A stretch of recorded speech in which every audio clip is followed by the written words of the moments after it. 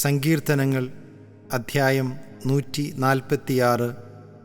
കർത്താവ് മാത്രമാണ് രക്ഷകൻ.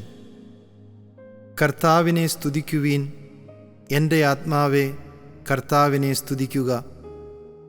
ആയുഷ്കാലമത്രയും ഞാൻ കർത്താവിനെ സ്തുതിക്കും. ജീവിതകാലം മുഴുവൻ ഞാൻ എൻ്റെ ദൈവത്തിന് കീർത്തനം പാടും. രാജാക്കന്മാരിൽ സഹായിക്കാൻ കഴിവില്ലാത്ത മനുഷ്യപുത്രനിൽ ആശ്രയം വയ്ക്കരുത്.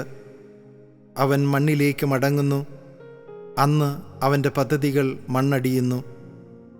യാക്കോബിൻ്റെ ദൈവം തുണയായിട്ടുള്ളവൻ, തൻ്റെ ദൈവമായ കർത്താവിൽ പ്രത്യാശ വയ്ക്കുന്നവൻ ഭാഗ്യവാൻ. അവിടുന്നാണ് ആകാശവും ഭൂമിയും സമുദ്രവും അവയിലുള്ള സമസ്തവും സൃഷ്ടിച്ചത്. അവിടുന്ന് എന്നേക്കും വിശ്വസ്തനാണ്.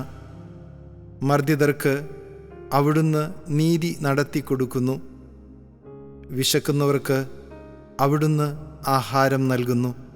കർത്താവ് ബന്ധിതരെ മോചിപ്പിക്കുന്നു. കർത്താവ് അന്ധരുടെ കണ്ണു തുറക്കുന്നു.